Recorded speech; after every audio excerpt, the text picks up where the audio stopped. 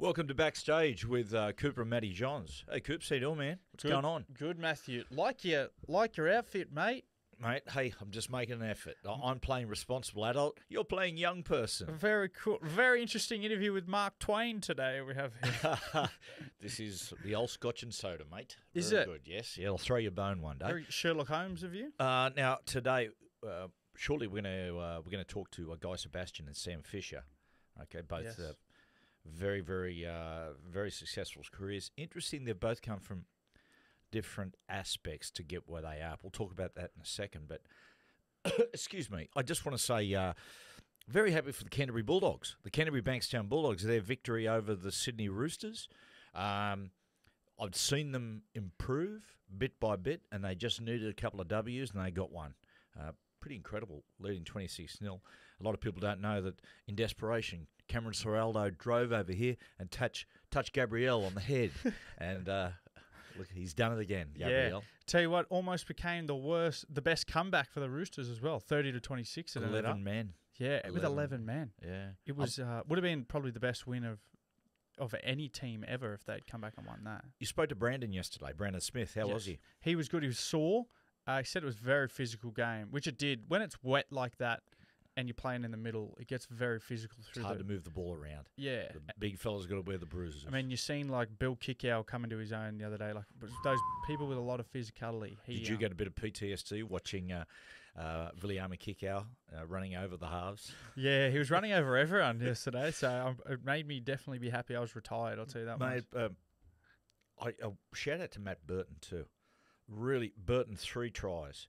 Matty Burton, I've spoken before about Matty Burton in the 6 jersey, and it was just evidence when I was watching him play last year and opening couple of rounds, or the opening round, is that sometimes when players are very good running players, excellent running players like Matty Burton, when they go into the halves, the first thing that disappears sometimes is their running game because of the responsibilities that they feel they have to execute or live up to with the jersey. The really important thing is you need to dictate your style of football to the number you're wearing on the back, not the other way around. What I like about Burton, Coop, and we saw it in round 2, what he simplified his game. He actually pulled his game right back, and he did one of two things. He either ran the ball at the defence or he fed kick out early. Simple. What we're seeing now is him building off that base. He did some really very, very nice ball playing and some nice attacking sequences in their victory over the Roosters. So it's just evidence that sometimes you've got to regress, go back to base, and then build forward. He did it very well. Yeah, and a couple of his tries come off really good support play as well. Like probably because he's quick, like he's a lot quicker than people think, and somebody with that sort of speed should be in the picture more. He probably wasn't. Just missed his support earlier in the rounds, but because Coop, because he's thinking, he's always trying to think a play or two ahead, and he's playing on his heels. That's what can happen sometimes. Yeah, best piece of advice I never used it, but Mark Brentnell down at the Storm said, picture yourself in a hula hoop, and wherever the ball goes, you want to pretend like whoever's got the ball and you have a hula hoop around them, you got to be in that hula hoop and follow the ball like that. And you could see it with Matt Burton. He was just following the ball everywhere, whether it was on the right side of the field, he was going there, pushing through the middle. And whenever Kickow was there to make a line break, he was always there. Kickow was awesome. They are, and that him regressing and going back to keeping things simple, feed Kickow early has really brought Kickow to the fore. That combination, Burton and Kickow, is slowly starting to develop into one of the best in the competition. Yeah. Dolphins, top of the table. Dolphins, they're a very, very good football team. I'm stating the obvious here. Wayne is so clever. Excuse me. Jack was talking to me about this. Jack was coach for him for a couple of years. When they had that disastrous round 1 against the Cowboys, they were awful. But Wayne didn't pick 4 or 5 really vital players for their season. And Jack said to me, mate, he's lighting a fire under him. Wayne is willing to play the long game. He's willing to cop the loss in round 1 to make a point. Yeah. And he certainly, a lot of those blokes who didn't play in round 1 are firing. Like Isaiah Katoa, he has come of age as a playmaker. Yeah. He everything he does is very deliberate. I enjoy watching him play. I'm really impressed with Cody Nicarima as well. Like, he's kind of flown under the radar, but geez, he's playing so good. A big loss for him losing Herbie last. Well, as we're doing this, we haven't heard the reports yet. Flegler, Herbie, and Kafusi, hamstring Fus. It's a big one heading into the Broncos this week too. Yeah. Herbie's a big loss. One thing about the Dolphins, Coops, is it's a very base thing to say, but it is so true. They're very fast and they got good footwork. Yeah. If you've got that in your football side, it's a big bonus. Footwork is just essential. Footwork is essential. A big guy can run at you, right, and you can put your body in front of him, but it makes it 3 times more difficult when he's got that late footwork. Well, kick out is an example of it. Everywhere you chat to any NRL player says, I don't mind if someone's double my size. I don't mind them running straight at me, but it's when somebody who has footwork is running straight at me, and you can't prepare to put them on one shoulder because you don't know where they're going to go. That's where you see boys get knocked out. They do because they prepare because someone's so big. They go, I just got to get ready for this tackle, and they step into their head and knock them out. Well, let's take it a step further again, Coop. A big forward who's got late footwork, but then can work with a playmaker. So a playmaker manufactures a play to get him one-on-one or puts him into a half hole, and then he's got that footwork as well. Mate, that's the elite forward. That's the elite back rower. Yeah. Okay. Guy Sebastian. Have you met Guy before? I've met him once before. He came into radio in the morning, and I met him in there. Nice guy. Very nice bloke. Incredibly nice guy. Yeah. And I don't know a lot about I'd never met Sam before. I listened to a bit of his music, This City. Very impressive. Interesting, like I said before, they both come from, to where they are, totally different avenues. Guy, in the spotlight, Australian Idol, wins it, launches his career. Sam, completely different. Yeah. Through social media. Through TikTok. So a lot of artists now, a lot of songs, established artists, they sort of, they're doing a lot of work, but then out of nowhere, a song will explode on TikTok. It'll become part of a trend, part of a viral video, and it just explodes the fame of that song and then explodes their fame. That's similar to what happened to Sam with This City. Mm-hmm. His song started trending with videos, and it became, on TikTok, becomes a sound, and then people just sort of take off from there. So keen to ask him about that. So it was a slow burn. I think he recorded something like 18 months earlier, and then all of a sudden I'll explain it like this. It was a slow burn that exploded into an inferno. Yeah. How about that? Yeah, very poetic. Mark Twain. Well, listen, we're going to go over. We're going to go over to Maroubra. We're going over to Guy's house in apparently his recording studio. We're going to do it there. Who's going to drive? You drive. Why don't you drive, and afterwards we'll stop somewhere, maybe at the pub at Maroubra, have a meal, and I might have a couple of beers. How about that? Sounds good to me. It sounds better to me. I'm like, if something goes wrong, or if it all fails, we'll send an invoice your way. You going to start us, Crypto? Yeah, I'll kick us off. All right. Hey, Guy, Sam, welcome to the Backstage podcast. Off the top, just want to congratulate you guys on the new song, Antidote. Yeah. Give us a little insight how that came about. I feel like we change our story every time, but it's around the same. I mean, I've been a fan of Guys. We've all been a fan of Guys for the last 20 years. And I think when my song, This City, kind of took off, Guy was one of the first, Australian celebs, artists to reach out and just words of encouragement. And then, I mean, we actually figured this out today. I messaged him first as a fan, being like, sing, you better come on. And and then, I was coming into town and he said, oh, come, let's have a jam, let's write something. And I walked in and he kind of had the idea of Antidote just ready to write, and it fell out of us. We are really compatible as humans. Yeah, so it's definitely very, you meet people and you're like, there's no work at the start. You're just sort of straight in, and you just feel like you've known them for ages. Well, it must be. I going into collaboration, I reckon there must be a bit of anxiety, because there must be nothing worse. Well, like you guys are saying, you're sitting there, everything flows, it's easy.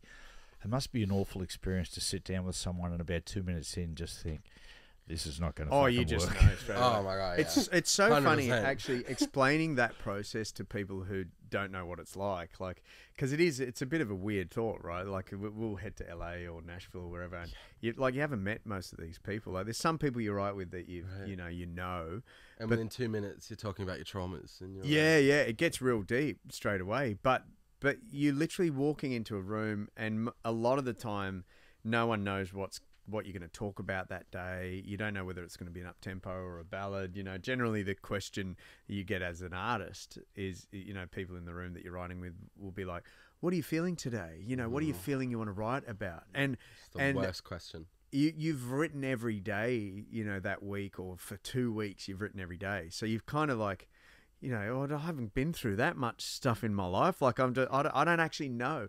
And it's funny because every single session I still get the same amount of nerves, because I think, oh, what if it's one of those days where I've just got nothing and I'm just dry, and totally. It's so weird. It's such a numbers game. Something always comes out. Like there's I can, always something. Yeah. What do you do? What do you do in that situation? Like, do you just push through it, or do you just give it up? Do you just go, no, like this isn't compatible? Call it a day. Yeah, sometimes you call it a day, but very rarely. You just sort of finish something. Yeah. But also, we were talking earlier about some of the people that we've worked with, and I mentioned Robin Thicke. You were mentioning another writer who was just like they just, you sit in there and Victoria Monet, yeah. You get on the mic and these guys will just spit out the song, and you think, what am I here for? Like, that was unbelievable. You start questioning, and then you go back. For me, I go back and I'll listen to This City, and I'll be like, how did I write this? Like, how did this come from me?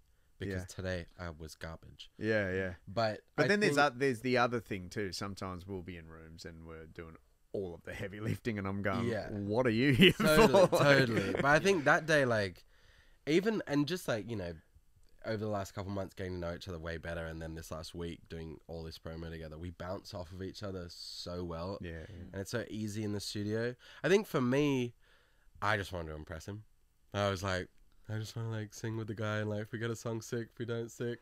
But when we started writing, it became very clear that we were I don't know, not evenly. I don't want to say evenly matched, but we just our skill set really synced up, And there was no doubt. I think sometimes when you're collaborating, and if you're two artists, you're actually not sure. I've written with people that you guys know that even on the same label as Sony, and I thought we were collaborating or writing a duet, but they were just writing, thinking they were writing for me, and weren't interested in collaborating with me at all. But I think in this scenario, I knew, I was like, dude, if I get to sing with you, that'll be sick. I'm not same. And so I think there was no ego straight right at the start. There's also kind of a vibe in sessions, because not every idea is going to be great. In fact, the majority of ideas aren't going to be great. And sometimes in sessions, depending on the vibe, you don't totally feel like you can say, oh, hey, that idea was shit. Yeah. But But I think with us, there's a line in the chorus, you take me from stumbling to dancing, in Antidote. And we sat here and pushed each other for over an hour just on that one line. And it was just it just felt comfortable to say no in a way that neither of us were gonna That's the big thing, right? Because you're with strangers, and so you don't know how sensitive these people are. So you might be writing with someone who just gets the shits immediately because you've gone, oh look, and you know me, I'm always going to be like, yeah, I like that idea. Yeah, I'm wondering if we could explore something else. I'm always trying to be so diplomatic. Perfect. Let's just have a think about something maybe else. we could beat that idea. Yeah, maybe. Let's maybe. really test. But I suppose with you blokes, you actually start to pick up the nuances of when Sam thinks, oh, I don't think so, that you actually can pick that up and think, he's not keen on this. And I think it's... But I'll say it. It's the fear of not... I know.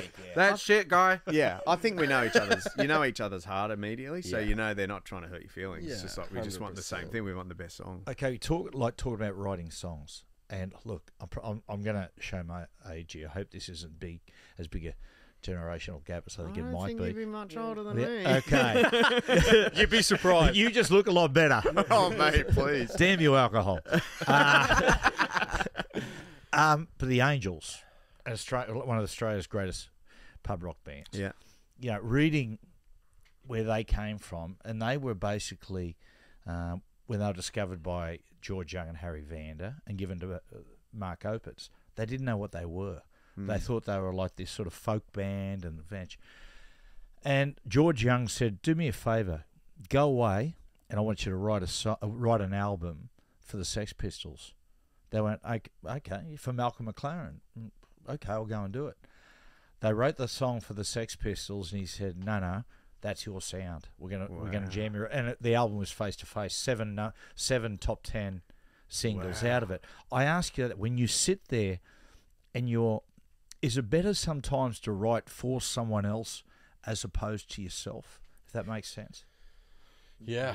I mean, it gets you out of your head. I think that's a really interesting exercise for like an artist who, I don't know, as an artist, you kind of need to have a perspective in your music and a sound and whatever. But I think if you were tasked with, hey, go away and write a Billie Eilish album, I think it'd be so interesting to see what would come out, because it would be almost like your impression of your take of it. I think it removes the rules. I think for Completely. me, I grew up I was on Idol, and it was all very back in. Oh, you're the one. 2003. Yeah, dude. So you're born in Condobolin, and Yeah, exactly. There was this guy Shannon. You were about 4 years old.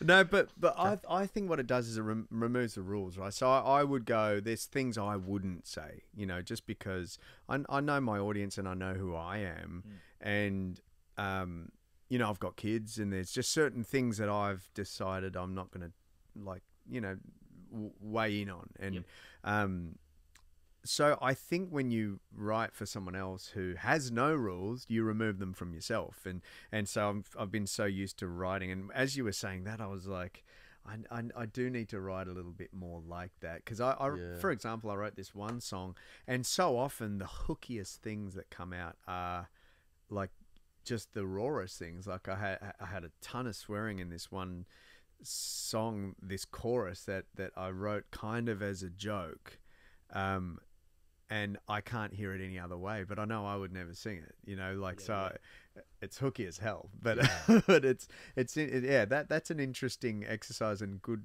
I guess that's good foresight and good gamble, because they ended up getting their sound. Yeah, there's just a lot less pressure. Like I've done a lot of writing for other artists, and I think when you remove yourself from the process, and it removes the pressure of writing something that is going to feel authentic to your listeners, and especially today when everything is visual and everything is so out in the open, and like a viral moment is all of a sudden like a flash in the pan.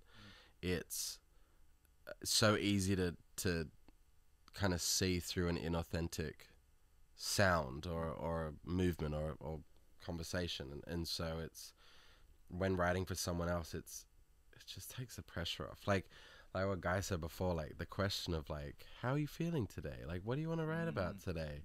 My God, it sends my anxiety through the roof. I'm like, let's just, I don't know. Like, let's just. Sometimes the best songs can come in those moments. So, and it's, I think you realize that work ethic is your best friend. I mean, in anything really. In practice sports, makes obviously. permanent. Hey. But Sam was telling me the other day that day that he wrote This City, which, that song was the gateway for Sam to reach the world. That song went around. When I first heard that song, I was like, hang on, this dude's an Aussie? Like, I had never heard of Sam, and that was the thing that made me go, wow. I became an instant fan, and so he almost didn't do that session. He almost didn't. And I've had similar stories of songs that I've written where I was like, there was one song I wrote for Tiny Temper in the UK. He's like a rapper,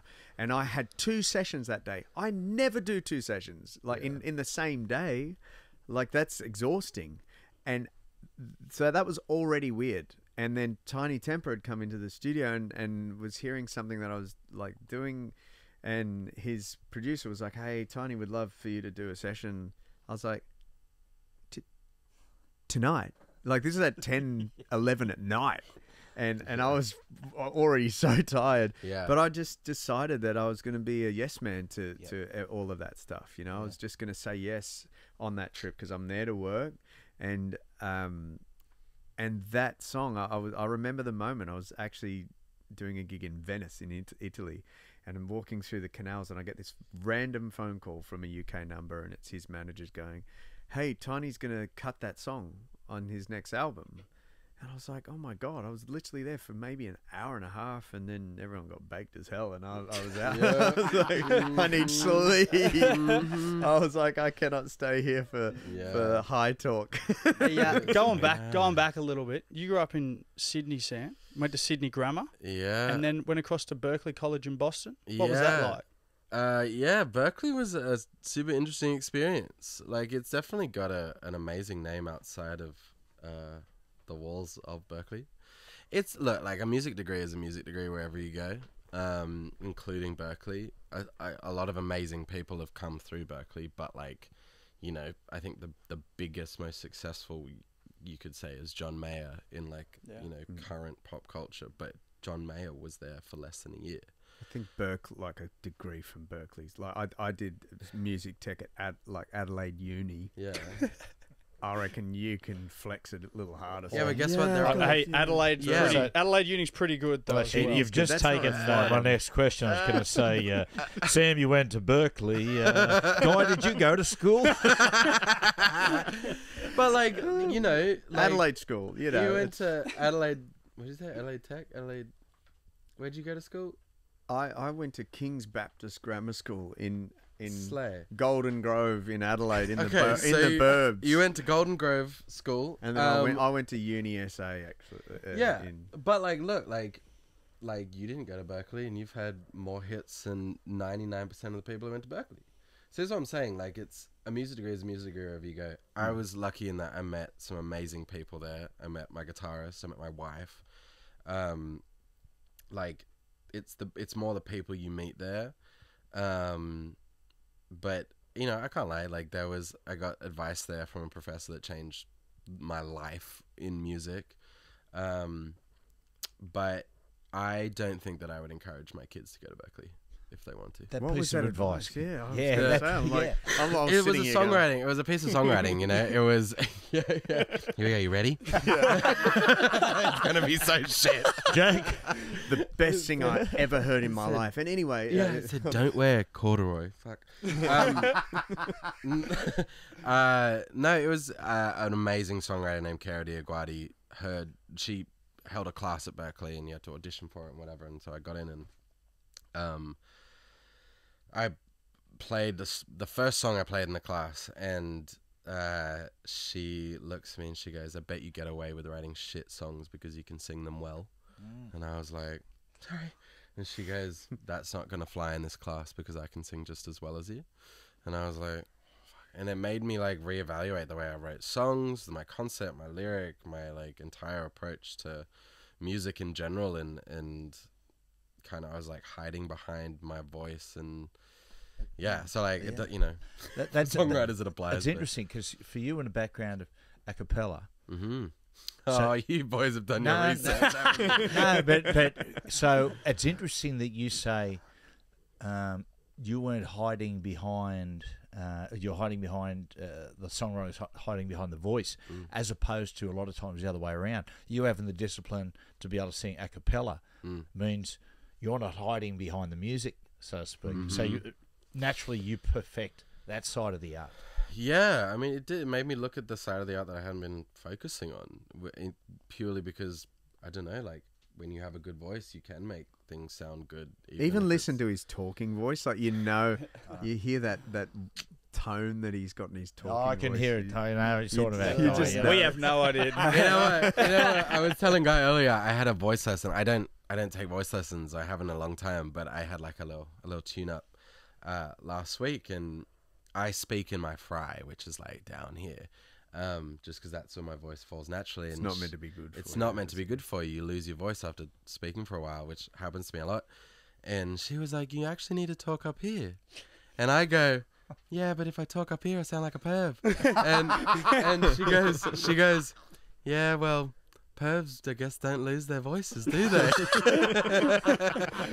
Just ask Dad. Is there anyone musical? I play guitar, piano. A little bit. There you go. fun. Yeah. From Played a one young age? Played one gig in my life. Go on. Really? Yeah. It's one more than most. I'm not doing it here. Played one. Guitar lessons with Jack. I said, you know what? I want to join in the fun. You can get the mic up to your face if you want. Sorry, how am I going? So I said, I'm going to join in the fun. And so, fantastic. But I've ruptured a lot of tendons in my fingers from playing not guitar, but football Otherwise, over you'd the probably years. be Tommy So the guy Emmanuel. went, Is that where this come is on, going? let's do that. And he went, geez. Okay. Have you ever thought maybe taking up drums or bass? I'll see you in the car, son. Hey, Guy, on Idol. Let's go. We had Nolsey on the podcast last week. Yeah. I was saying before we had a hit of golf last night. Yeah, he gave you a big rap. Although he said back in those days he didn't actually like you very much, but he loves you now. Yeah. What were you doing before in the lead up to Idol? I was studying medical radiation actually, which is pretty random. So I was at uni, but I actually had decided to quit. Had that, I've got like Asian parents, so mum's from India, and she's sort of Anglo-Indian, so she's white with blue eyes, my mum. But then you hear her accent, and it sort of doesn't like it. It surprised a lot of people growing up, all my mates, and then my dad's quite dark skin. He's Sri Lankan blood, some Portuguese in there. I think Sebastian's a Portuguese name, but he grew up in Malaysia where I was born as well, and so I've gone real far back. You said just before Idol, just right? before, I've gone back to my like literally this is your life. Where were you conceived, Guy? So I was studying, but told my parents this isn't for me. I was just in a real dark place. I remember getting on the SDA bus down the O-Bahn every day in Adelaide, and I'd be on the way to Royal Adelaide Hospital because in sort of the more final years of the course, you work in the hospital. So I was at the breast cancer unit in Royal Adelaide Hospital, and I just couldn't deal with it. Like I wasn't as strong as all those incredible, doctors and nurses and people that see it every day and they can sort of develop that skin. I was sad every day. And in the meantime, I was still in bands. I was touring a fair bit, trying to juggle uni and everything. And I just said, if I'm going to do this, I've got to give it a crack. And so I stopped. I recorded these random little songs that I'd written and did a cover of. I did this like Craig David style, Artful Dodger style 2-step version of Hello by Lionel Richie. It was Sick. like when it got to the chorus, it was like, 'cause I wonder where you are. I wonder what you do. It's like this cool remix thing. And then, I put this demo together, saved up. I didn't have much cash. Like I worked at, I was driving forklifts and unloading containers at a warehouse, and worked at Shell, Servo, and just random job. I was a cleaner in a nursing home. That was the last job I was doing before going on to Talking about pervs. I loved the yoga Wednesdays. It was beautiful. Sorry, I'm just. Have you seen the extras? Yes. Mate, that is. No, Derek. No, Derek, with Richard Gervais. You know, Yeah. bloody love Wednesday. It's the worst, most disgusting. I picture you're like Happy Gilmore, Kev. Ben Stiller's character, Hal, like the real bad guy. Oh yeah. Hal Yeah. with the little tail. Yeah. Yeah. But anyway, I was working random jobs, but I saved up, caught the train to Melbourne, and went to all the record labels and just handed in my demo CD. And back then they'd give you like rejection letters. Like some of them would actually write you a rejection letter of like, You should have that we're going to framed. pass on this. Yeah, I had them in my drawer. I had, I think, 2 of them in my drawer. It's so good. And it was always the same thing. It was, you don't have the image. We love your voice, but you don't have the look. So it was like this real weird thing. I came back from that trip, and So then coded, isn't it? Yeah.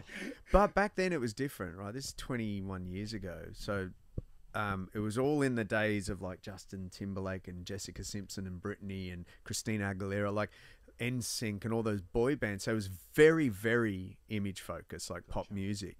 And it was before, you know, sort of Idol, and I still think, because there was a lot of people who knocked Idol, but I think Idol was a piece of the puzzle that started to really shift people's concept of talent and where the priority should lie, because you know, there started to be a real shift of the non-traditional looking pop stars dominating. I think it also like handed the public more power for the music industry than the industry and the global industry music industry had seen before.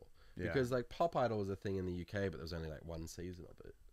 And then American Idol had done what it was doing over there. Like it was really before that, like when had there been like a mass voting for talent publicly? Well, that must have been the strange thing. I mean, for you to take the dive in, because it's easy to look now and go, everyone knows what Australian Idol is. Everyone knows what X Factor is. We didn't know. But you didn't know. You didn't know what you were getting into. Yeah, no idea. And I think, you know, for me, that was a good thing. I feel like we went in so green. You know, I got very, like, me and Shannon were, like Sam, you know, we had that thing. Like first time I met Shannon, we were just really tight. I think had a lot of similarities in, you know, values and family and all that sort of stuff. And so, and probably connected through sport a lot. So when we all had to live together like Big Brother as well back in those days. Yeah, mate, it was like full on. So you guys had, because wasn't there like Idol Extra or whatever inside the house? Not for us. They started doing that, I think, the year after, because they realised they were missing out on some serious.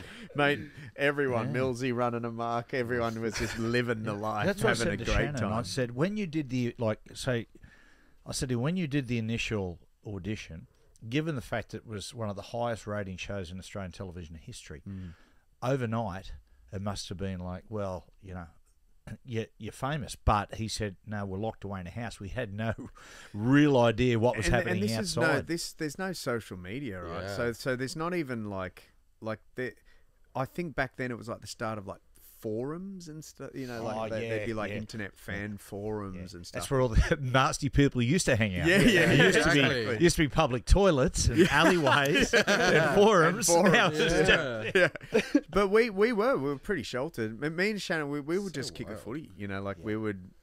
We both grew up playing AFL and like cricket and stuff. So everyone would be like on their own forums and doing all that sort of stuff. Not everyone, but some of them would be really kind of swept up in it. And we just didn't really realise, like you know, we're meeting John Howard and, you know, doing all these things. So me and Shannon just going, what the hell are we doing here? Like you know, did it take a toll? Because, you know, you're watching people's dreams get smashed, right?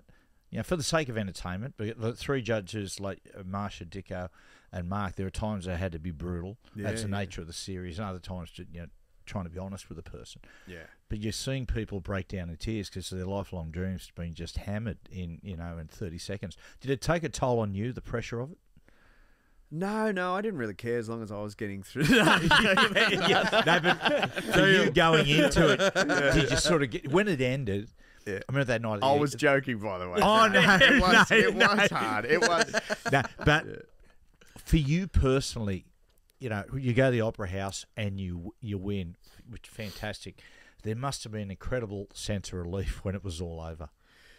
Well, I'll tell you where the relief was, and in actual response to your last question, I don't know if I felt sad about anything else except for we weren't hanging out anymore, because it was the first one. We didn't know if we would be successful after it. Like, we didn't know that it was a guaranteed success in the way I wanted to be successful, because I didn't want to go on Idol to be famous. Like, it wasn't like I want to be famous and what am I going to do as a famous person? Like the theory hadn't been proved here yet. Yeah, apart from obviously like modeling and stuff. It was, we're going to snip that one. That one's serious. Yeah. But you know what I'm saying? Like, I went on that because I just wanted my music to be heard, and I wanted an opportunity to actually get. At the time, I was doing a lot of session work in studios, and it was just something I wanted to do. And so there was a moment where all of that relief came, and it was actually on the grand final night. There was Shannon and I, and we had an exhausting week. When people talk about like rammed promo schedules, I'm just like, okay, it's like, I know it might seem rampy. Back in those days, there was still every magazine under the sun. We would be doing cover shoots and stuff for mate, all those like smash hits and TV hits, and Dolly magazine. all of that stuff. Our schedule was insane, and there was literally no oxygen. And so I remember Ed St. John, who was the head of BMG at the time, we're at the Opera House, and me and Shannon, we couldn't care less who had won. We at this certain point, because Ed St. John came in and said, "Boys, I'm signing both of you. You know, I'm going to give you both a record deal regardless of what happens." At that point, like, I think we both just started hooking Pressure in. off. Like, yeah. we had a few drinks, because we were like, let's enjoy this, man. We've done it. Like, we've worked our asses off, and that's all we wanted. And, you know, Shannon is just, you know what you get with Shannon. He's the best bloke. He is what he is, and you get the real deal, and he still is that. Like, and it's always an easy hang, you know. Like, we somehow rammed in 18 holes last night. Sam bailed on us, but Yeah, I did. mate, it's It was windy. hot. We played Yeah. New South Wales. Sam doesn't play as much golf, mate. If you're gonna lose balls, it's a windy day at New South Wales here. It is. Was it windy last night? Well, I was inside. even a little bit of wind. At New Always on the South is- coast. You're on the Yeah, always coast. on the coast, yeah, gotcha. you just always end up Yeah. in the drink. Hey, now that the world's kind of evolved from, talent shows where people are getting signed from there, TikTok's a huge thing now, where so many songs, so many artists are being found on social media. Your song, This City, Yeah. absolutely popped off on TikTok. What was that like? What was that experience like? And was it really like overnight when that happened? It was like the first song to pop off on TikTok. Yeah. Because TikTok used to be an app called Musical.ly, and it was like the last big song on Musical.ly and the first big song on TikTok. So when it went crazy on TikTok, I didn't know what TikTok was. So I didn't do anything to make it go viral on there. And I was made aware by like a creator on TikTok. Oh, you have to rewind though, like where you were at the time, like just in life. I was just, so This City had been out for like a year and a half. I added it a year and a half before it blew up. Yeah. Did you? Yeah, mate. I was like, my friends showed it to me. They're like, check this dude out. He's Aussie. So I added it. This story is how Antidote was wrote. Like we wrote that song. That was English, by the way. How Antidote was wrote. Yeah. He was sharing on this couch. Yeah, like it was wild. Like, I had kind of quit as an artist because I'd been through a record deal where I'd just basically been abused by the guy I was signed to for a year, and I was like, oh, being an artist sucks, and you just get taken advantage of, and like, shit, like the meetings he took were in his car because he could start it and end it when he wanted, and he would just like scream at me for an hour up and down the PCH in Malibu. And I wrote This City during that deal, and no one gave a shit about it. My manager at the time said, yeah, it's good, but it's nothing special. Like, the label said, oh, it's pretty, period. And so I put it out almost in protest to them, and then it didn't do anything, and I was like, well, I guess they were right. And then a year But you owned it, right? I owned it. They Like, I said to paid- him, no, wow. you can have it. But I paid for the master, and so a year and a half in, for example, like the power of TikTok, the first year it was out, it did 4 million streams, and I thought that was unbelievable because it was so much more than any other song of mine had done. But we had no playlisting, it was just the love of the song. And then the second year it did 200 million streams, which was like ridiculous. So mad. But it sorry, yeah. Well, sorry, Sam. Why do you think it took time? Was it a little change in music or tastes, or what was it? I don't know. Like, if I could bottle what happened with This City, I would be It got rich heard. as hell. It got heard. just No, but that's all it is. And at the end of the day, like, that would be the story for so many other people, is that there was there are songs out there that no one will hear, but they're unbelievable. I mean, that song, as a song, like the way it's written lyrically, the melodies that you've got, it's an outstanding song. So you just needed a vehicle, yeah. And it was this TikToker that you met. There was I'm broke as hell, Like, my wife and I, we had no money, lived in this horrible apartment, this, like, studio apartment, and I get a message one day, super randomly, from a guy who went by Lee the Fourth, just on Instagram. And at this time, the streams had started doing, like, 10,000 a day, which was 10 times what they were doing for a year, every day. And it was, like, 10,000, then 30,000 the next week, and then it got up to, like, 50, 60,000 streams before I was like, what the fuck is going on? Every day. Every day. And this is just on Spotify, and I was like, what are we? Like, we had no playlisting, just nothing. And then I get this message on Instagram, and it was this guy being like, hey, I don't know if this is you, but I'm pretty sure it is. Your song is the biggest song on this new app called TikTok. And I was like, what the fuck is TikTok? So I download TikTok. He sends me a link. I click on this link, and it's this girl lip syncing to a version of this city that, like, the sound name was like Original Sound 25178, and Right, and it was really?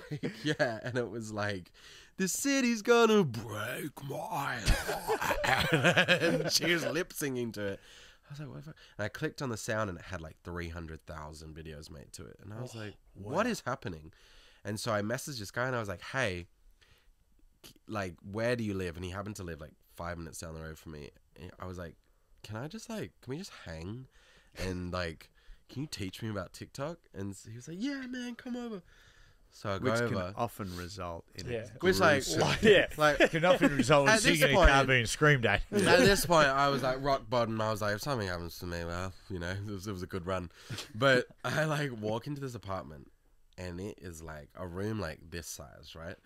And there is a grey IKEA couch, a TV on the wall, and a ring light, and that was everything in the apartment. And I was like, what have I What walked else does into? a TikToker And this need? dude is like 7 feet tall. Oh, And I was like, what is about to happen to me? And He was wearing how's TikTok with Just Mr. a Dharma? You know what I mean? Jeez, Like, backwards. this is actually It sounds like Yeah. Jeffrey Dahmer's house. yeah. I was like, you said TikTok, did you mean OnlyFans? But he, like, walked me through this whole thing, and he was like, I was a part of, like, the team that broke Old Town Road, that broke Say So for Doja, like, and he was like, and your song is, like, just going, man, like, we're just supporting. I was like, what the? And I learned nothing, but, obviously, and and then I went back, and, like, Lewis Capaldi was a mate of mine. He messaged, he was going on tour in the US, and he was like, come open for me on tour. And then after that, see you, Ronnie, not an interesting story for you. Ronnie's out. This is taking too long. Yeah, and then after that tour, we got our first playlist, and that was in June of 2019.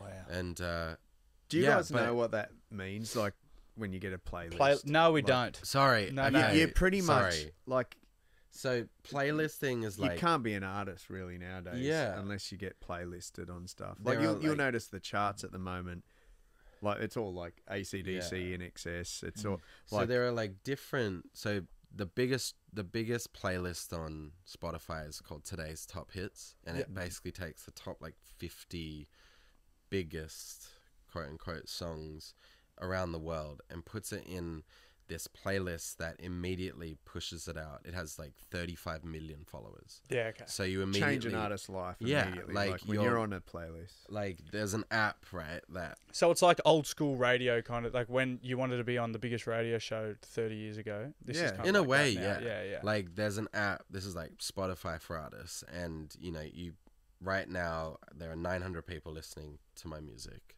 at any given time, and it boosted up to like 15,000 people. I've got 900. Who's winning? 901.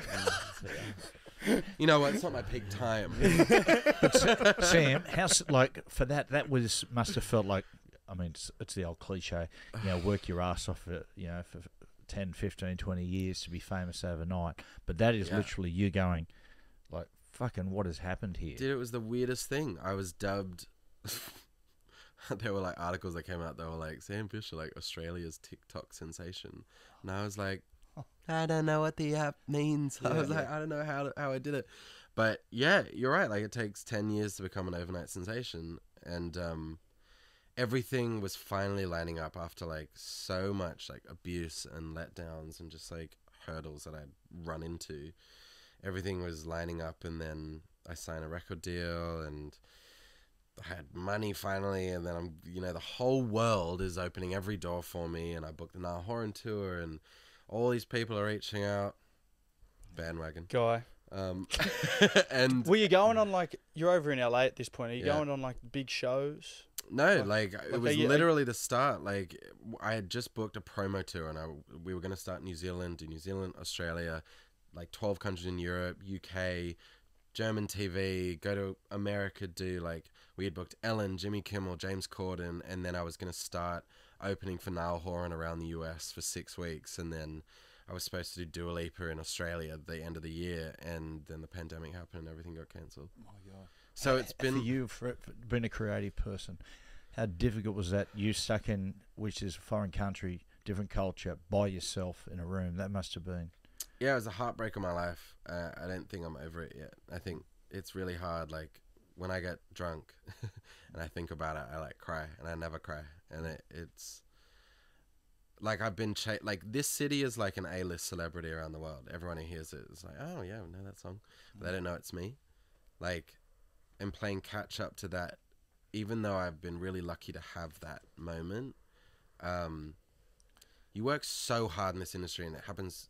Like, success in this industry is so rare, and it felt like a freak accident that it was happening the way it was happening, and I was getting all these opportunities, and it's like, you want to do the fun shit. Like, you want to be able to... I got my first ARIA nomination for Song of the Year for this city, and I wasn't allowed legally to come home because of the pandemic, and so I'm there it's 3 a.m. when the ceremony happened, and I'm on a Zoom in this, like, I was gonna do it in like a hoodie and sweats, and bless him, the guy who was styling me was like, "This is your first award show, like, I don't care where you are, I'm bringing you a suit," and he brought me this suit, and it didn't fit me, and so I'm sitting there in these Gucci pants that I can't fucking do up, and I'm like stoned and drunk, and like it's 3 a.m, my wife's passed out on the couch, and I lose the award, and like the Zoom shuts off, and I was like, "Are you awake, Aaron?" And then I went to bed, and that was like, it's just like, you work so hard to like get to those, just like the stupid shit, well, like the dream, the fun stuff, the dream, yeah. And so that's, it's been a lot of therapy to like get over that, and I'm like good, but there are moments of weakness where I just like let myself think about it, and it's just we were walking through Centennial Park and some bats flew over, and he just started going off. It's like, not again! Yeah, well, I mean, to be fair, I'm such a supportive friend. To be fair, he's the one who brought it to Australia, isn't he? Hey, Guy, for you, like, talking about relief and big moment and dream, out of Idol, you must have thought to yourself when you recorded the album, is this going to be able to sort of turn over now into that mainstream, have success as far as sales are concerned? It must have been a massive relief when the album came out and was successful. First 2 albums, which really then, you're on your way. Yeah. Look, I think I was very realistic about the first one. I knew I was part of something, and so if I'm being honest, I don't know if I really... It wasn't that I wasn't grateful for it, but I knew that, it's not like I can claim that record of like, because you're getting told this is the fastest selling thing, and but I didn't. It's funny because a lot of people, I remember the first ARIAs I went to, actually it was the second, because the first one I went to, everyone was so nice to me, like so nice to me. Did Angels win? No, because it was on. I was still on the show. There was 5 of us left, and everyone in the industry was watching, and like. A year later,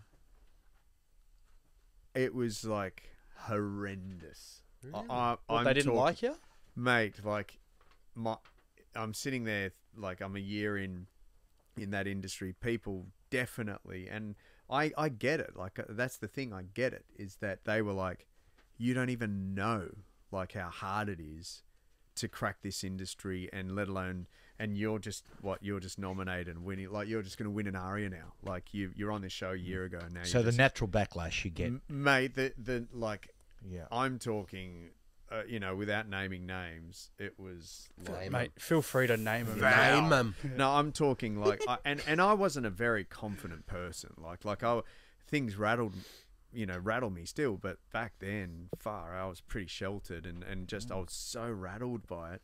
I was like, I'm never going to one of these things again, ever in my life. Never will I go.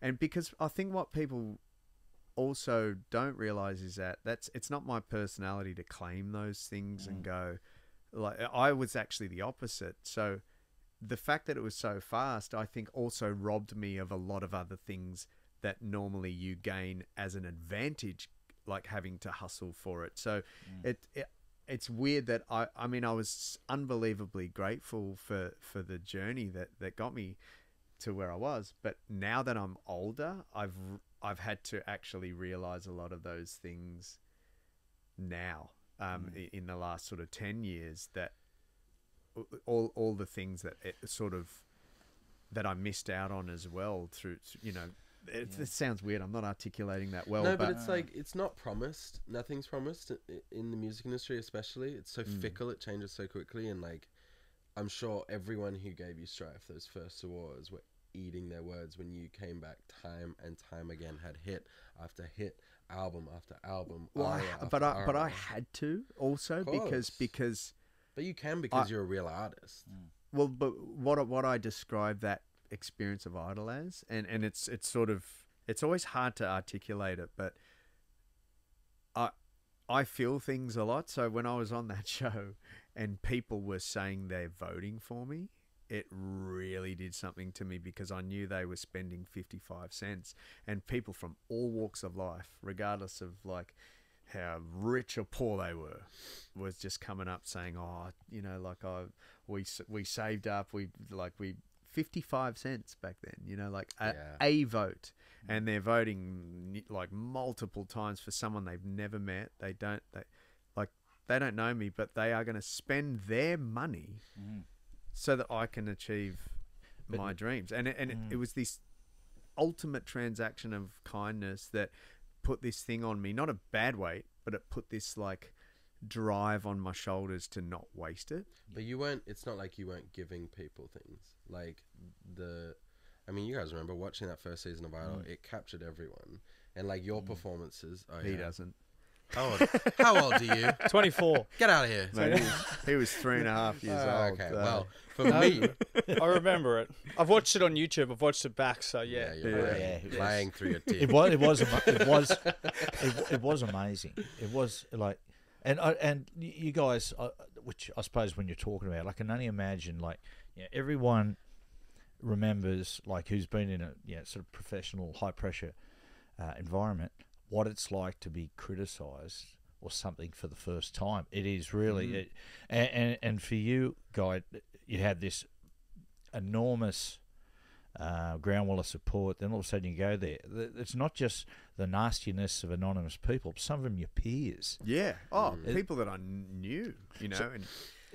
So the pressure and expectations, like for both of you guys, after your, say, first album, and after This City, because I suppose a lot of times, like, external expectation is the most difficult. Like, how is it now for you guys? You know, let's say, for instance, now, I suppose the question I'm trying to ask is, in a roundabout way, please don't leave. Is it? Are you has-beens? No. Anyone has said to you question. Ever. Is it more difficult to write a great song with money and fame as opposed to being on the bones of your ass and desperate? That's a good question. I feel like we're in a really strange time in music. I don't know, like, I think for me the thing that does my head in the most is perception, and the perception of me, which, like, shouldn't, but like not knowing how I'm perceived outside of my own circle or whatever. For me, I don't know, like, do others' perception bother you? Like, outside of your friends, family, does it bother you now? It doesn't bother me. I think sometimes when I feel like insecure or whatever, I just struggle to sometimes feel like legit. Like I just, wonder if people actually take what I do seriously, or if it was just like a viral moment. And I think because of the way that it happened for me, it felt like such a freak accident, because I didn't know what the app was. Like I didn't put the song on the app. I didn't do anything for the song to go viral. And it was luck. And I know luck is, timing meets opportunity and preparation.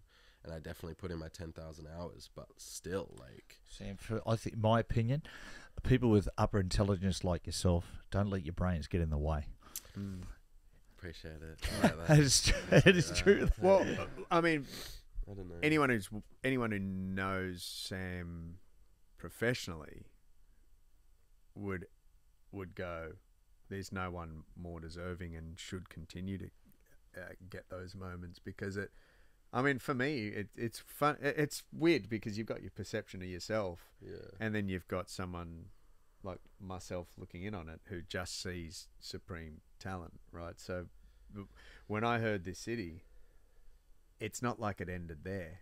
It kept going with all of the songs that you even play me in the car, new songs that you write for other artists, songs that his album. I mean, it's there's 10 This Cities on there. The songs are written so beautifully. So I just think you get to this realization where, because for me, I'll release something and it'll get played. People don't see the 10 in between. Like they don't. And I think that's the key. You just got to keep going, but you need to have this sense of what purpose is, because people so often put their purpose in the completely wrong place. And I see it so often. I see it on The Voice, where someone will come in and they'll go, oh, look, I'm just sick of singing at weddings, and I'm doing this like the RSL gig down the road. And I just know that it's going to happen for me one day, and I'm just... And it just does my head in. I'm so unhappy. And I always feel like saying, hang on, so you're singing for a living, that's paying your rent, that is your job and your passion, the thing you love the most, and it does your head in to sing at a wedding. Like, why do we have to look at life like that, as opposed to... that person booked me for the most important day of their life, where it's the most important people in their life, and they book me. I just think everything is about how you view it, and how you define success, and where your purpose is. So I don't care what Antidote does, because I know it's going to reach the right people, because we wrote it in that way. We wrote it. We didn't write this as a big like up-tempo radio smash that's going to like... We know what we wrote it for, and... you've got to find the purpose in everything. But if you set this definition of the purpose for something, and it does, like, say it's like, oh, I want this many streams and this, like if you set that in your mind and it's surface level, you'll miss out on all of the things that thing in your life did. And so I don't know, I just don't view them as failures. I think you've got songs like Somebody That I Used to Know and Dance Monkey and all these songs that go massive. Like, why talk about that as the biggest moment in your life? Like, I totally, just because people do, like, doesn't mean I need to. It doesn't mean that that's my biggest moment in my life, like, and so I don't know, I think so often we let others decide what is important for us. People will say sometimes about a person, they'll say, oh, it's fantastic. They just don't care what anyone thinks. Everyone. It's a natural human condition. Everyone cares what people think. It's finding the discipline to actually get on top of that. Yeah. Which is, and keep it, which I think is probably the most difficult. And discipline. Not change the things you love about yourself. There's certain things that, like, there's plenty of temptation over the years where I've overcorrected, and I've like been so damaged inside over things that people say or things that aren't true, or even maybe things that are true.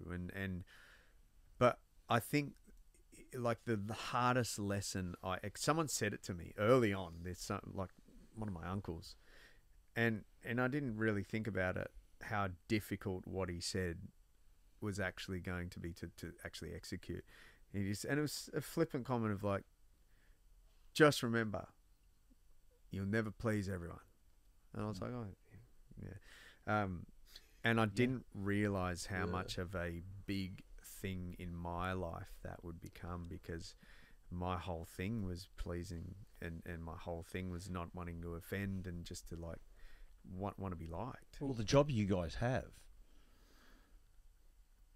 you get appraisal. People will look at critically immediately everything you do. Like, you know, if I go and I've got a certain job, and, you know, and I'm teaching people how to drive and that every single day, I don't really get critiqued and say, you did a good job. Where you blokes, what you love and throw yourself into, to have someone, I can only imagine, so far beneath you sit there and judge that, it must fucking nearly keep you awake at night sometimes. I'd imagine you guys would never get criticism from above. A lot of your criticism would be from people kind of below. Like you guys wouldn't have people who might be, you know, higher selling artists putting shit on you guys. It'd be all people like smaller artists, or it'd be critics from underneath. People sort of who putting that right on the back of toilet doors. Well, look, I'll, you know, there was. It's funny because no one's thick-skinned enough to not have anything penetrate. Like, it always hurts, and especially when it's out of your control, or people like things I'll read on Twitter. It's unbelievable. Like, I'm not really on Twitter. It's a cesspool, mate. But people just they'll say nice something, people. and then that has literally no truth. But then people embellish on that, and that it just keeps it like these branches of these stories that evolve as fact. Right. And it's just mind blowing. But I think, you know, I listen to this podcast. It's Ben Crow. I've never heard people described so succinctly in two subcategories, so beautifully and so like tangibly, like you can digest it. You know, he describes people living horizontally and vertically. You should listen to it. It's what's that podcast called? You can look it up. It's like Ben Crow. I'll find it for you. Anyway, what I've noticed is that like there are people who live vertically, right? Mm-hmm. And they sort of view life when they look, like they'll either sort of look down on people or they'll look up at people. And then there's people that just live horizontally, where everyone's the same, everyone's an equal. You just, what they do, what other people do doesn't affect you, right? So that is very apparent in an industry like the entertainment industry, where there's almost a hierarchy or a ranking based on popularity and based on, you know, how many streams, how many Grammys, there's all these accolades that determine where you are on the picking order, and then that determines your value, and it can bring out the absolute best and worst in people. But I mean, we were talking about it the other day. If I had to describe people in our industry similarly to Ben Crow, is there's two types of artists, like, and two types of professionals. There's people that just run their race and they just want to be good at what they do. Like, they just work on their craft. They're so inspired by just being better and running their race, and they'll have failures. They'll just keep going. Okay. They never look left and right ever. Yeah. Okay. They never do. Then there's the other category of people who are hell bent and obsessed on the only way they can propel themselves, or my art's cooler, or my art's more legit, or whatever, is by ripping other people down. So they'll put heaps of crap on others, and just, you know, diminish their art form just to propel their own. Just a nasty. And I told you that doesn't work, mate. You know?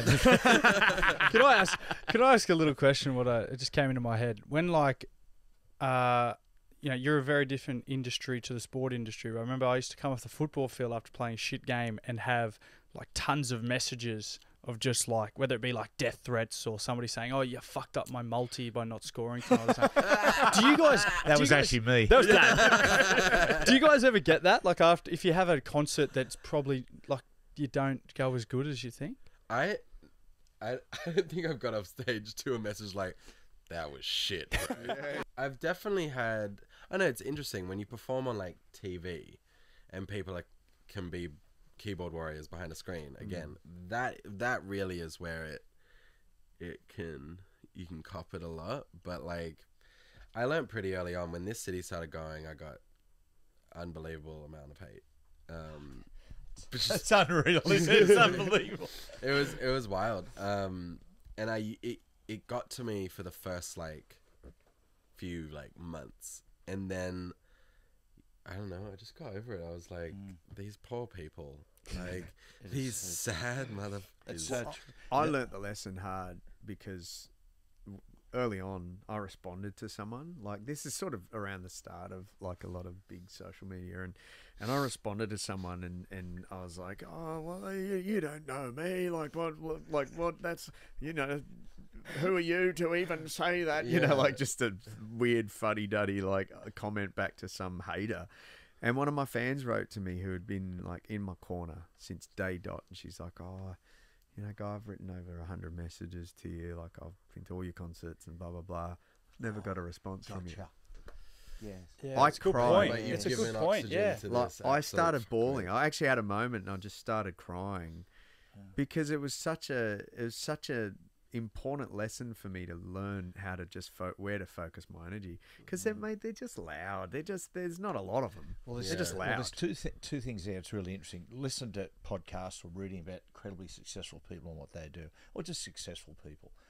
There's two things that hit home. Number one is the fact that the really successful people, most of them at some point have imposter syndrome, where they go, I'm going to be found out soon. This really shouldn't be happening. And the other one they have is the fact that they can look down at social media or somewhere and literally there'll be 200 comments going, you're fantastic, love the movie. You just and skim someone over will it. say, fucking creep. No, Yeah. that's all I do. No, I'm not. No, I'm not. You are. It's so weird how we're. That's just how 'Cause we're wired. programmed. As That's how we're programmed. I talk It's about so it silly. like on Logic or Pro Tools or whatever. Like you've never gone on, like when there's a new, you know, what we record on this software. If there's a new version, like update, you know, 10.81, and you download it, and then you never go on to like the Logic forum to say, hey moderators, just wanted to jump on. Your It's so automation much sucks. faster and it's so great. Like, I'm having a great time using the new features, right? No one does that. You just go on there because you're like, this is so buggy. Like, it's crashed about 5 times. But we're so much more passionate about the negative than we are. Who about the invented this positive. commie machine? Righto, fellas. Meeting your heroes for you guys. We once at Triple M in there met Ian Ashbury, who was the lead singer of the Cult. He told a story once. He walked into a room just after the Cult started hitting it big. Walked into a room, they were in London, and he looks across. David Bowie walks in the room and he goes, fucking Jesus Christ, here we go. And he's trying to keep like out of sight. He doesn't want to meet his hero. And Bowie sees him from a distance, and he said he's watching him. He snaked through the crowd, walks up, grabs him on the shoulder and says, Ian, listen to the album the other day. Absolutely love it. I reckon what you should do is think about bang, bang, and bang, things like that. Now, he said he was absolutely blown away by it. He said, you guys, great experiences and tough experiences meeting people, your peers or people you love. Yeah. Some we can share, so we probably can't. Many heroes. I don't know. I don't know. I've had one rough experience meeting someone I like idolized. I liked your Rihanna story before. That was funny. He cooked it with Rihanna. His friend, by I did association, his friend cooked My it. friend spoiled an episode of Game of Thrones for Rihanna. Oh no. No, they were like We were writing. We were Writing. trying to write songs for her anti-album, and at her house in Malibu, and it was the most unbelievable opportunity. And there we were, like we were told that there was food in the kitchen. Her chefs were here, and I was like, oh my god, it's amazing. Like, what is this? I'm in this mansion in Malibu, and we walk into the kitchen. Who's sitting in front of us is Rihanna, and I was like, and I don't really get like starstruck, because I try to just think of everyone as like, we're just all like normal people. We all take shits, and she doesn't. She I don't She think has she people could. for that. Yeah, she's She doesn't push. She's incredible, yeah. But she Shake your hand with that. She's I'm such a visual. She's person. incredible. Like, you know, we walk in. She turns around. She's like, "Hi guys, I'm Robin." I was like, "Robin?" I was like, "You're Rihanna." And so like I didn't know what to say, and so I'm just like, you know, politely whatever, getting some food while she's opening PR packages and talking to her friend, and she's rolling a blunt, and she's talking about this episode of Game of Thrones, and my friend who I was there writing with all of a sudden pipes up. And she's like, "Oh, that episode of Game of Thrones where so-and-so dies and this happens. Oh. And I'm like, "What? Shut up." And Rihanna, like, had these sunglasses on, and she, like, slowly, like, slides into the end of her nose and just looks over and she goes, "I hadn't seen it yet. Thanks." And I was like, "Oh, my God." And so I, like, scraped food into my plate and, like, piss bowled out. I was like, "You're on your own, Brittany."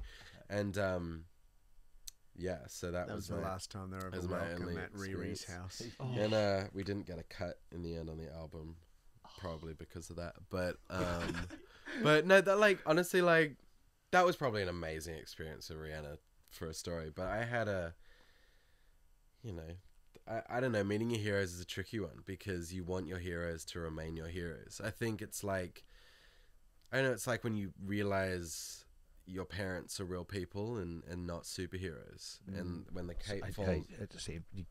In the words of Rihanna, you're giving something away here. I still am a superhero for my sons. So sorry, I'm sorry. That's all right. Ant-Man. Take the headphones off. Yeah, it's one of those things where, like, you realize your hero is a human, and that's always kind of a devastating thing if the human doesn't continue to inspire you.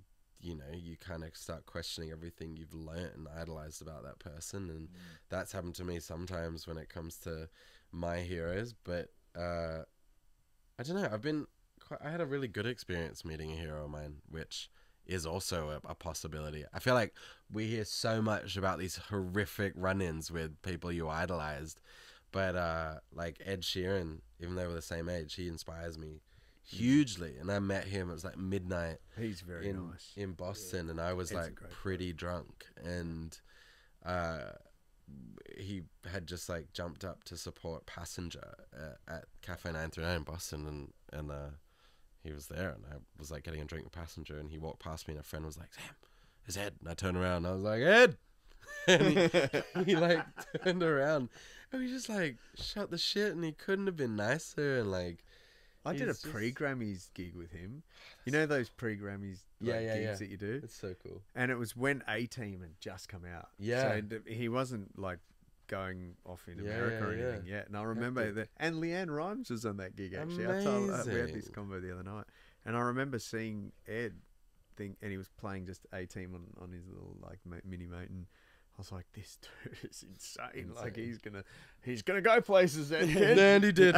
Stick at it, kid. Yeah. I mean, it's funny who you like we were talking before. I spent a day filming with Beyonce, like on the X Factor. She was my guest judge, and she was really sweet, like really kind and really engaging. And it's funny because in those moments you're just sitting next to him, and then you know what TV's like. There's all this waiting, so just like chatting about stuff. And all of a sudden they rip a fart. You're like, what? Yeah. There was no. Hers would smell like potpourri. Oh God. But no, But then I do remember me. I'm not going to say he was a jerk or anything because I sort of, you know, like we've reconnected since. But my hero was Brian McKnight.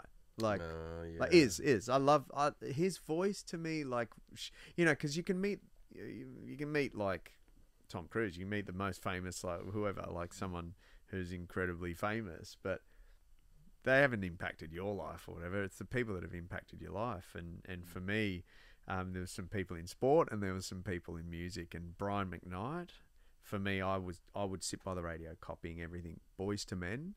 I actually met one of the Boys to Men guys recently, and it spun me out.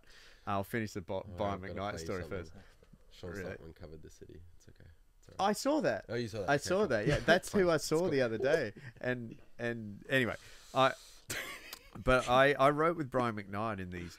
I think it's called Fire Door or Firehouse Studios in Pasadena. Yeah. and I rocked up for the first day, like 10:30 a.m. It was like 6:30 p.m. I'm still sitting there just waiting, like, I'm saying to his engineer, "Oh, is he coming?" "Yeah, man, he's coming. And I think he was like playing basketball or something. For So I 8 hours. Rocked up the next day. So I just went home, and then I rocked up the next day, and I think I was probably there at the same time. I think he came in the evening, but I sat down with him, and still, to me, like, we started songwriting, and it took him about an hour to write this thing, and then I'm in the hotel, and I'm in bed listening, because you record all your ideas on your voice notes, right? So I'm sitting back listening to these. We wrote this song called "Wait," and I'm hearing all the voice notes of me and him singing in a room together, going, "What is my life? What is my life?" But those moments where you just I don't know, you pinch yourself. And I had one recently because I saw Boys to Men. I've met most of them, but I hadn't met Sean.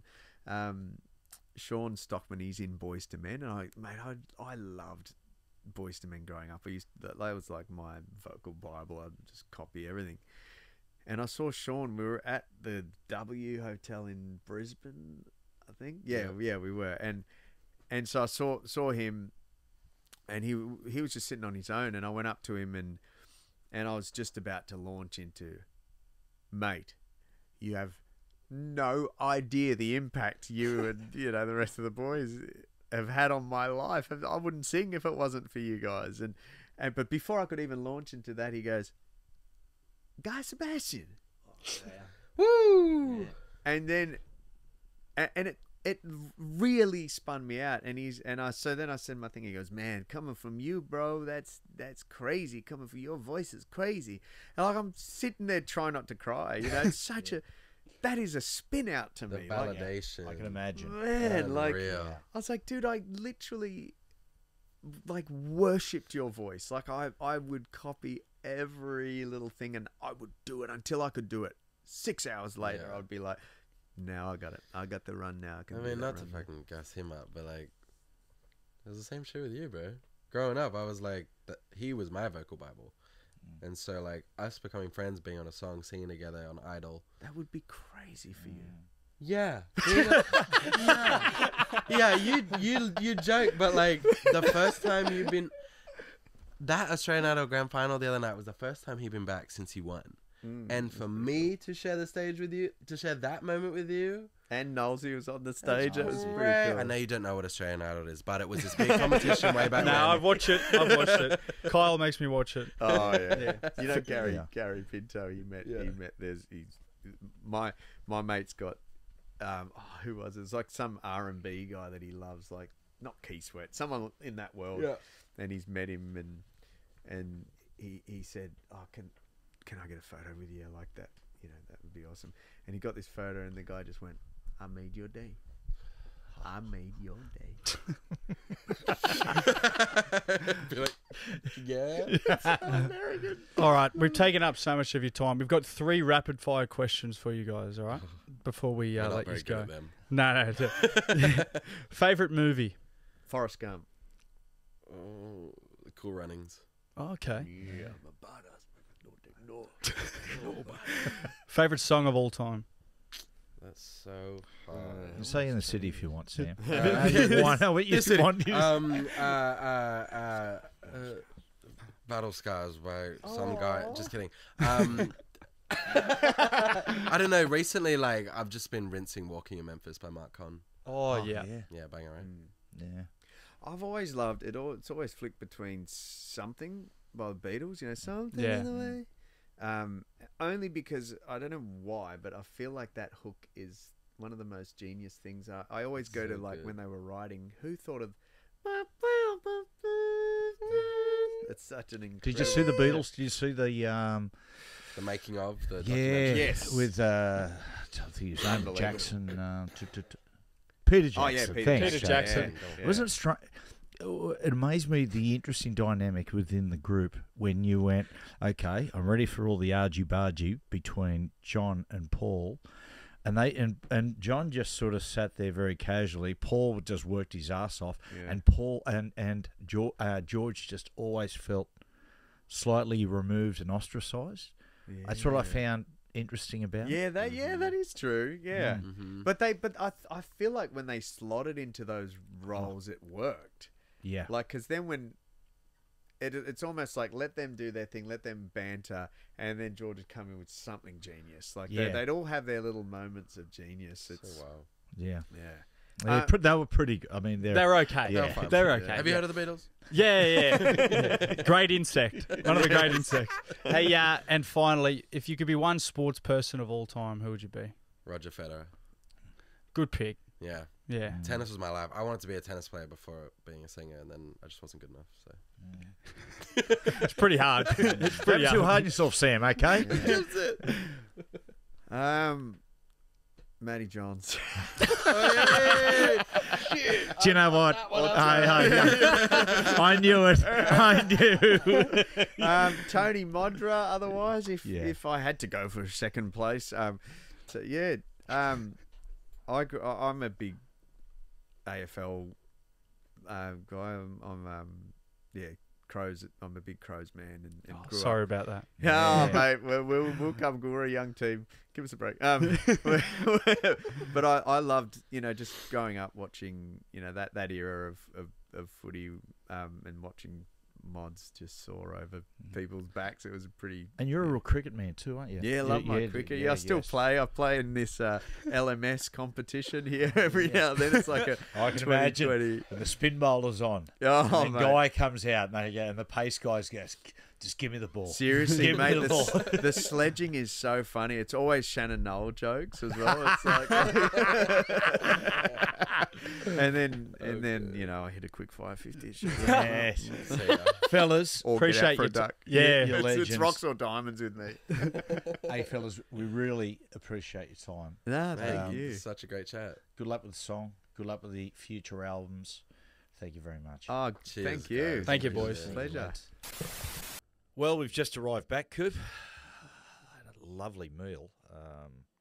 Had the T-bone with the pepper sauce and the chips at the Maroubra pub. Very nice. Yeah, very beautiful, man. And what a beautiful house. What a beautiful Oh, guys, studio. yes, of course. We just did Guy and Sam yes. as well.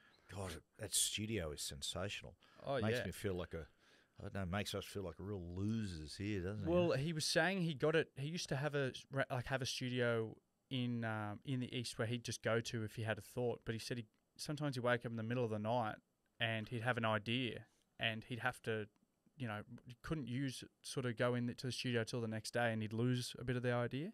Whereas now that he's got that in there, he said he'll wake up in the middle of the night, go in there and just start playing with instruments and start recording stuff because he'll lose it otherwise. Interesting, isn't it? Yeah, I hear that sometimes, with artists. They'll say the song just drops out of the sky. Or Keith Richards, a great story about Keith Richards once. One of their iconic songs, one of the ones on Exile on Main Street, I forget which one, but he was on a bit of a bender and woke up in the morning and there was a cassette in the recorder and went, oh, I must have recorded something last night. Listened to it and it was the riff he laid down on that song, but he can't remember doing it. But it must just come to him when he was on the Source. Is that an interesting story? No, not really. Not really.